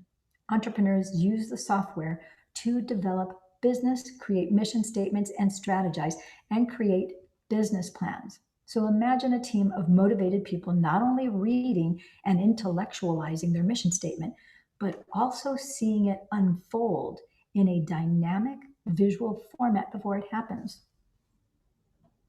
Integrative healing is another arena in which practitioners use this technology to help patients envision the healthiest version of themselves, assisting them with their healing process and keeping them on task with a new lifestyle that must be maintained daily. So, this includes addiction treatment and recovery, facilities helping patients become clear on the future they want to create in the next phase of their recovery. Mind movies have also supported the generationally unemployed in finding new jobs or careers or living more of a future oriented and productive lives, and only for themselves but also for their families. So as you can see, the applications for this technology really are endless. No matter how it's applied, the power of mind movies resides in enabling people to construct a new reality by reminding themselves of the daily choices they must make, the new behaviors they must demonstrate, and the feelings they want to live by. So once you program these feelings and behaviors subconsciously, you can break your addiction to old habits, familiar lifestyles, unconscious reactions. It's entirely up to you how to create what you want to get when piecing together your future. While any time is a good time to watch your mind movie, I suggest watching it first thing in the morning and right before you go to bed, because this is when you are most suggestible. If you watch it as soon as you wake up, you're starting your day off on a positive note by being mindful and focused on what you want to achieve for the day, as well as your future. When you view it at night before you go to bed, subconscious mind can contemplate while you sleep, align your body and mind to your future, and come up with solutions that your autonomic nervous system can carry out while you sleep. Basically, you can use it anytime you need motivation or to make a different choice. The key is to make sure you're completely present when you watch it. Since implementing mind movies, I've seen our students manifest new homes and heard stories of homes selling that had been on the market for years. I've seen vacations spontaneously appear and witnessed new relationships develop out of nowhere. I've listened to countless testimonials of abundance, freedom, new careers, new cars, healings of all kind, relief from unbearable hardships, and of course, profound mystical experiences that have permanently altered the recipients. But it's not magic or sorcery. It's simply learning how to become a conscious creator, learning how to align to your own destiny. Think of your mind movie as if you are turning on a radar device to track your future. Then, as you repeatedly visit the future in your heart and your mind, all the thoughts, choices, actions, experiences, emotions you experience between your present reality and your future reality become course corrections that deliver you to your target. So, the more you keep your future alive with your intention and attention, energy, and love, the more it starts to unfold as a new reality because you're remembering your future just as you remember your past. Your job then is to continuously fall in love with the vision of the future. Keep your energy up and not let circumstances or your environment, hardwired attitudes, familiar negative feelings, or unconscious habits derail you from your goals. What makes this technology so profound is that we perceive reality based on pattern recognition, links between the neural networks in our brains and the objects, people, and places in our external environment. So, for example, when you see someone you recognize, the neural networks in your brain instantly recall memories and experiences with that person. By contrast, if someone is not wired in your brain, you probably won't recognize them.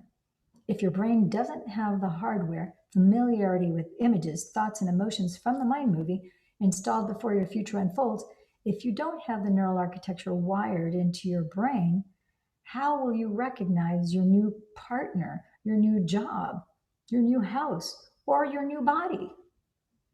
Think of it like this.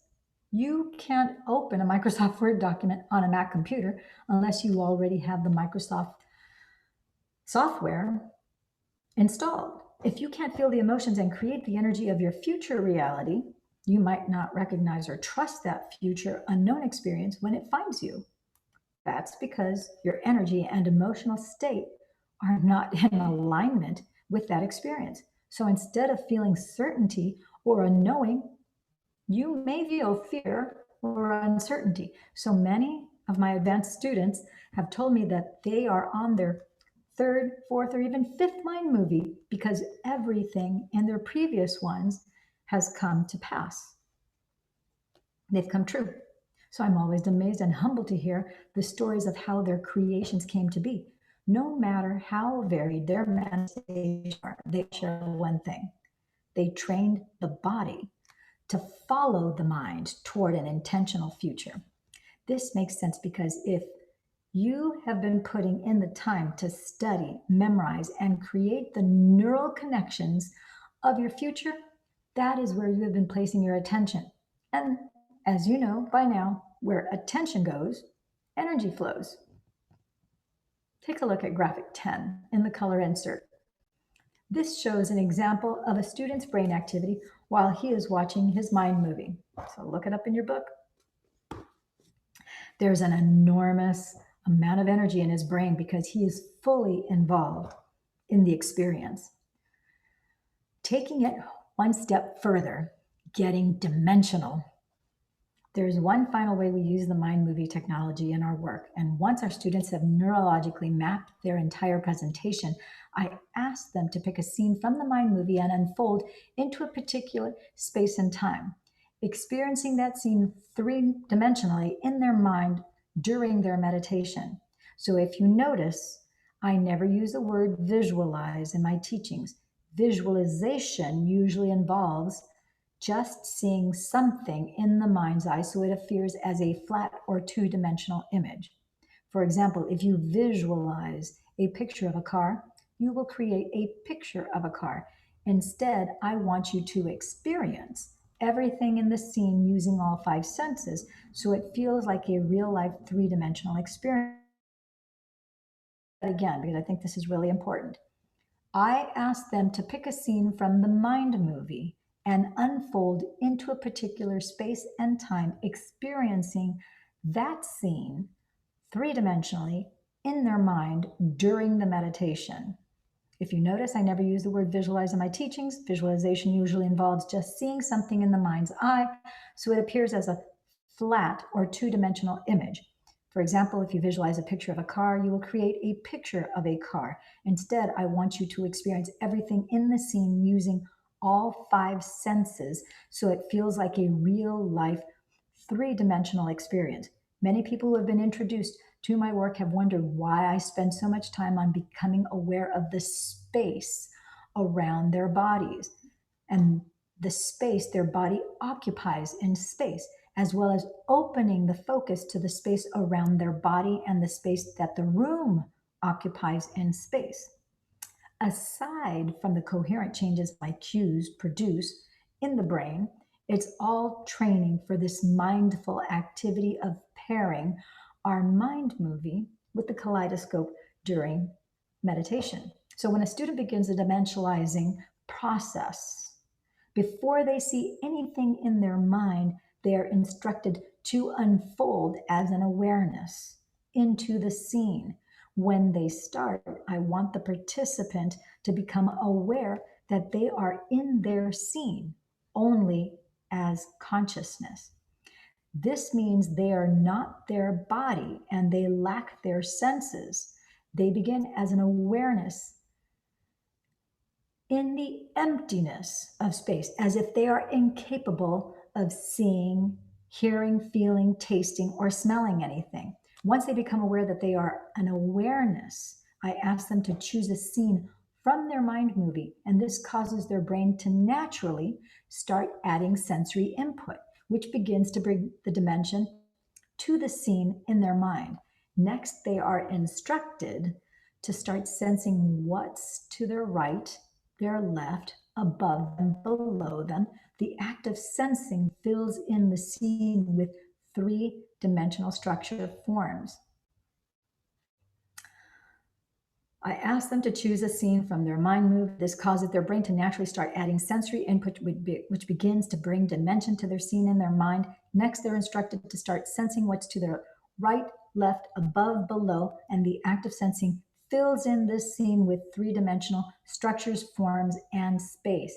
As they expand their awareness to what else is in this scene, their senses begin recruiting other senses, further filling in the scene with forms, structures, curves, textures, scents, images, feelings, and space.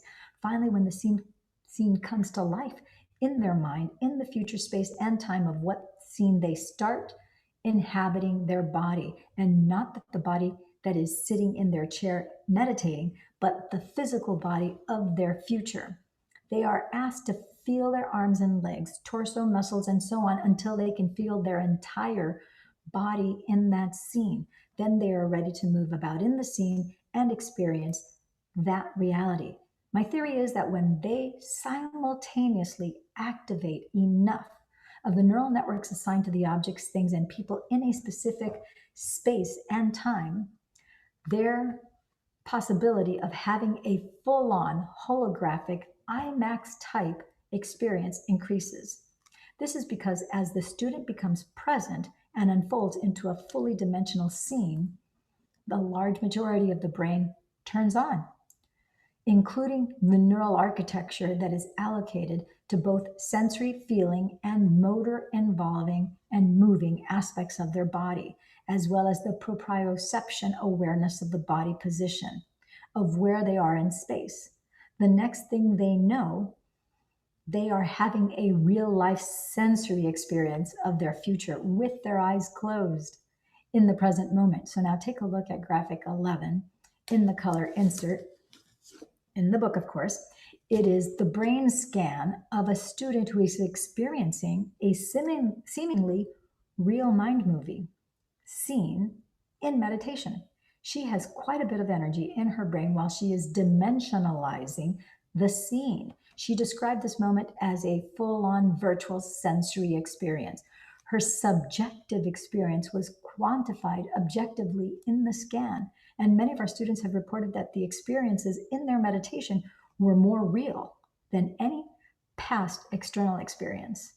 Their senses were enhanced without external stimuli to excite their senses, yet all they were doing was sitting in a chair with their eyes closed.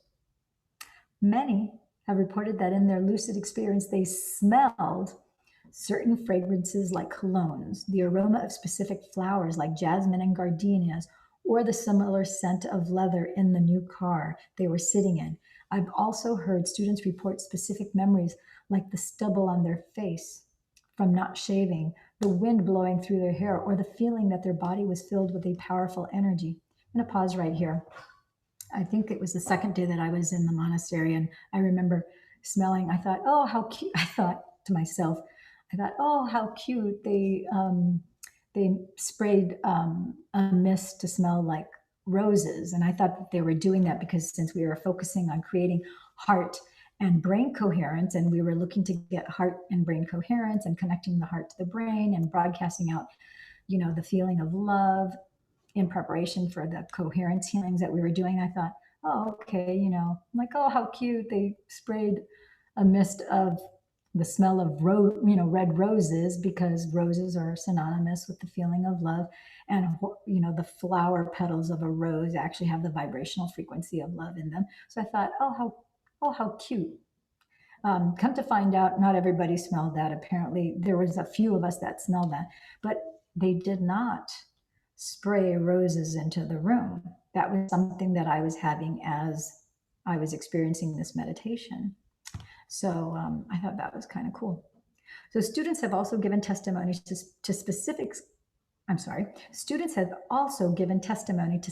sounds they could clearly hear, such as distant church bells coming from a European church near where they were vacationing, or the bark of their dog when they were in their new home. Several students have also said that colors they saw were very incredibly vivid and clear, or they experienced amplified tastes like coconut, chocolate, and cinnamon. The combination of all the different senses literally created a new experience for them. It's our five senses that plug us into our external reality. Typically, when we have a new experience, everything we see, hear, smell, taste, and feel is sent to the brain through those five sensory pathways. Once all that sensory information makes it to the brain, clusters of neurons begin to organize into networks. And the moment the neurons string into place, the limbic brain makes a chemical called an emotion. Because of the experience enriches the brain and creates an emotion that signals new genes in the body. In the rich sensory moment of a student's internal experience, without ever using their external senses, they're changing their brain and body to look like the future has already happened. Isn't that what experience does? I love to hear a person who has just come out of one of those experiences telling me, you don't understand. I was there. I know it is going to happen because it already has, and I already experienced it. That's because the experience has already happened. So I'm going to pause right here because I think I mentioned I think it was in chapter 2, where I shared with you my experience where I had gone to Vietri sul Mare, which is on the Amalfi Coast in Italy. It's about 3.5 hours south of Rome. I had driven from Rome to Vietri sul Mare, and I went to a ceramics class, and I was going to be staying in Minori, which is a town 17 kilometers from Vietri sul Mare. So when I was visiting Vietri sul Mare for my ceramics class, I parked in the parking lot of the Formica de Ceramic, which is the place that I was taking the ceramic class. And I didn't even notice that there were gates that potentially could be closed. I just saw the open gates. I saw that there was a parking lot. I went and I parked, read the sign that said, it said that it was a ceramics place. And there were no other signs warning saying that these are the operating hours or anything like that. And as you know, from that particular, I did play, I have not uploaded those to YouTube yet, but I eventually will. But I did play it for you all who watched and tuned into chapter 2, where all of a sudden my car was unfortunately locked with a very unusual looking padlock behind these huge iron gates. My car and other cars were now locked in there, and it was 9:13 at night, and I needed to get my car out, and there was nobody around, not a soul walking anywhere. And I'm like, oh, by then I knew I could get it out using the meditation. The wild card always is you don't know how long it's going to take, but I know that I could get it out. And I thought, okay, yeah, it may take an hour, it may take 2, it may take overnight. It doesn't matter. I know that I'm going to get it out with the meditation. So, but it's 9:00, 9:13 at night. It's cold. I just wanted to, meanwhile, the hotel is waiting for me to check in. They're 17 kilometers away. It's a 30-minute drive. So I had people waiting for me to check in, right? So, and I would prefer obviously to sleep in the comfort of a bed in my hotel than having to pull an all-nighter. I wouldn't have slept outside. I would have just stayed awake all night because for me, that's not a stretch. So I figured, oh man. So long story short, once I did the meditation, I meditated for 3 minutes, no more than 5 minutes. And then I let it go. I knew it was done. I knew that I was going to get my car out. I just didn't know how long. And then I let it go. And in less than 15 minutes, these two men in an unmarked black Honda pulled up, went up to the gate, opened it, and boom, let me in. They never even acknowledged that I was alive, never made contact with me, eye contact, never said hi to me. I never said hi to them. It's as if I didn't exist, as if I were a ghost. And for all intents and purposes, they could have been two ghosts that were driving that black Honda. Boom, opened it, and then I was able to get out. So that's what he's talking about here, because it's like the experience has already happened. It already happened in my head. I already created that outcome, and then it happened again. And once you've experienced it, it's not enough for you to experience it once. You'll experience it once and again and again and again and again. And you'll have a series of events that will happen closer and closer together, where then you're going to go, okay, I get it. I know that every single time anything unwanted appears, I can use the meditation to create the wanted, and I can alchemize the situation. I can transmute, transform. I can change it, mold the clay of energy waveforms so I can turn them into the particles that I want, because this group of particles I don't want. Just the same, in a state of everything being fine, you can create and quantum create an even greater wonderful outcome for yourself in any one of the ways that we've already read about in this chapter. Okay, so when we fully experience a reality in this field of consciousness and energy without a body, the energy of the new experience serves as a template for a physical reality. The more energy you invest in your future, and the more you keep experiencing and emotionally embracing it before it happens, the more you leave an energetic imprint in that future reality. Your body should follow your mind to that unknown future, because that's where your energy is. As you continue to place your attention and energy on it, you fall more deeply in love with it, because love bonds all things. You are bonding with that future, and it is being drawn to you. So for more information about Mind Movie or the Kaleidoscope, please visit my website at www.becomingsupernatural.com/mind-movies or www.becomingsupernatural.com/kaleidoscope, respectively. Kaleidoscope and the Mind Movie Meditation. So in our advanced workshops, we instruct our students to create a mind movie before they arrive at our event, so they can integrate their mind movies with the Kaleidoscope video during the meditation. And we begin by getting heart-centered, which you learned in chapter 7. Locking into those elevated emotions for several minutes and radiating that energy beyond their bodies into space. Then we guide them in the following meditation. Unfold into the present moment. And when you attain that state, open your eyes and stare into the kaleidoscope. Once in trance, switch to your mind movie. Spend maybe 8 minutes with the kaleidoscope, then 8 minutes watching your mind movie, and then repeat that cycle. When you've watched your mind movie enough that you can predict the next scene, you've mapped it neurologically. Over time, you'll associate different parts of the song you have chosen with the different images of your mind movie. Finally, spend 7 minutes watching the kaleidoscope while just listening to the music from your mind movie. As you gaze into the kaleidoscope in trance and hear your song, by association, your brain automatically recalls different images from your mind movie.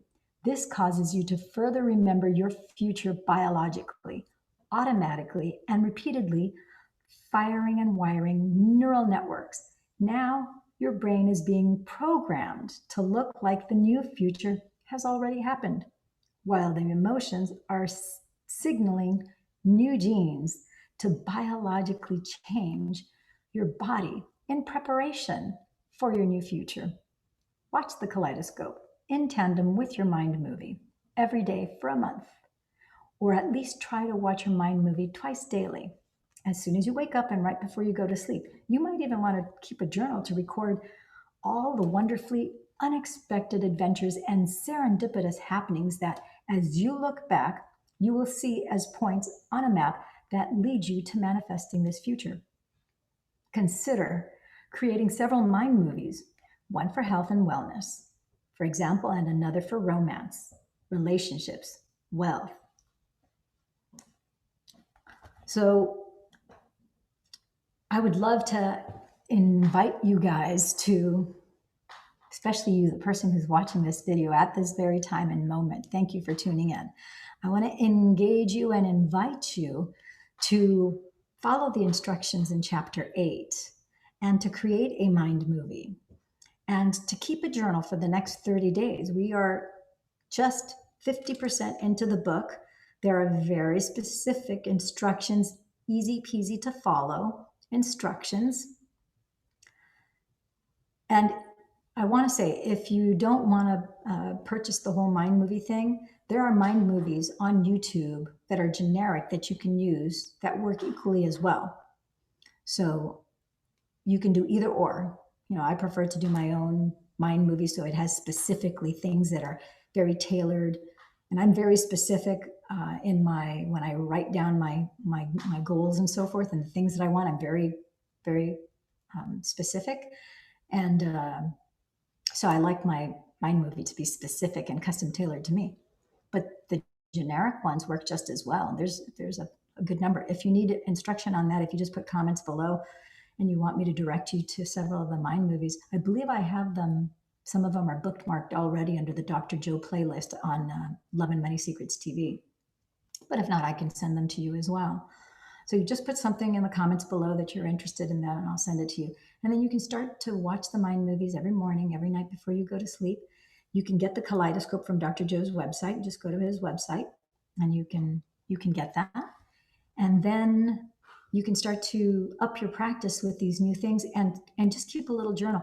You can keep a paper written journal, or you can do like what I have is I have notes in my cell phone. And in addition to my dream diary, I have tons of other notes. So you maybe start your kaleidoscope mind movie journal and you start to document all the different serendipities and coincidences.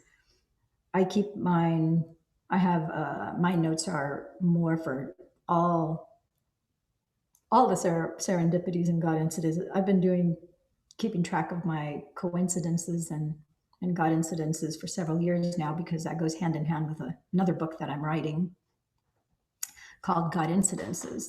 So, but that's neither here nor there. My point is, I want you to be able to track this. And then as you do that for the next 30 days, it's really cool when 30 days from now you start to go back and then you start to look and read and review at some of the things. You're like, wow, I forgot. It's amazing how much you forget, which is why it's so important to document it. And you'll start to be encouraged as things start to manifest for you. And it's so exciting. And it's funny how the human brain works. Even in light of tangible evidence in front of you, our analytical, critical thinking brain doubts, oh, maybe that would have happened anyway. Or, it doubts or it rationalizes. Here's another little insight.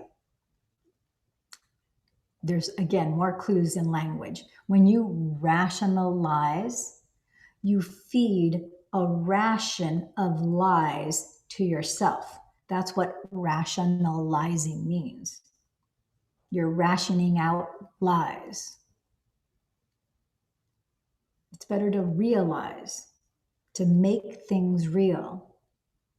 As you become, so you are. Conversations with God. Neil Walsh, he talks about be that which you seek. And so, yeah, I want to encourage you, and I want to hear about your ahas, your insights. I want to hear about your serendipities, about the coincidences, about the neat signs, about the unusual signs, even signs. Sometimes you get signs, you're like, I know that's a sign. I don't know what it means, but I know that's a sign. When I was in Malta, actually when I was in Palermo, because I lived in Italy for 6 months, a little shy of 6 months, last year, as a matter of fact. And when I first got a pair of black sunglasses, I didn't recognize that as a sign. It wasn't until I was in Sardinia and I got a second pair of glasses. And in that moment, I knew that these two black sunglasses were a sign.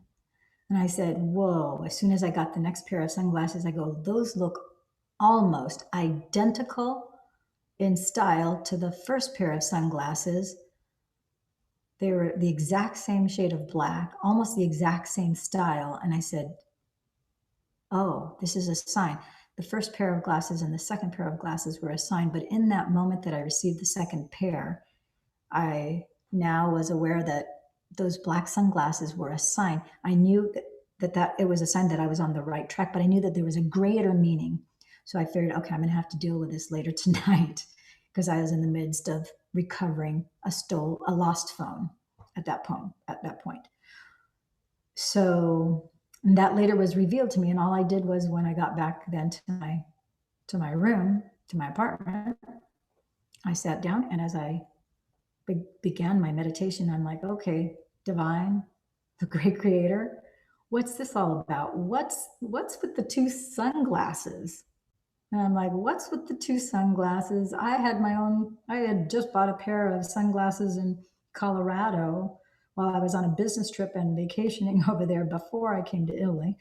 So I'm like, I got a really cool pair of sunglasses while I was in Colorado Springs. So I didn't need any more sunglasses. Those were pretty cool sunglasses. I liked them a lot. So why did you give me, I'm like, ooh, an extra pair of glasses are cool, very cute. And then I had another pair of glasses, and then it was revealed to me. And in fact, I'll direct you to watching a video. I did a video on that, so you can watch that at a later time, and I'll eventually put a link here in the description for this particular video. My message to you is pay attention to the signs. Write down the signs in addition to your same notes that you have on serendipity. You could do signs and serendipity. There is serendipity and signs, serendipity and, and signals and whatnot. And then even when you don't know, if you know what the sign means, then sometimes, like I said, you'll know that it's a sign and not know what the sign means. And other times the sign's meaning will be revealed to you sometimes minutes later, sometimes hours later, could be days or weeks later. And there's nothing wrong. You can go to YouTube, actually not YouTube, go to Google and find out what the metaphysical meaning of XYZ is. Sometimes you don't need to do that. Sometimes it might be, like I just had a dream just last week, as a matter of fact, where in this dream, this this silver spoon appeared. And I'm like, well, why would anybody aspire to that? Seems like an odd thing, from a logical perspective, but these are not things that have to do with critical thinking or logic or intelligence. This is a higher realm. So in the dream, I had a silver spoon show up, and it was apparently a very important thing. So when I woke up, I thought, well, that's kind of a funny thing that they would make such a big deal over this spoon being awarded and yada, yada, yada. And then I later realized, and I thought, well, I know, it has to do with feeding yourself. And then I realized that it had to do with abundance and prosperity in many different formats. So it's being fed and being provided for in a very abundant manner.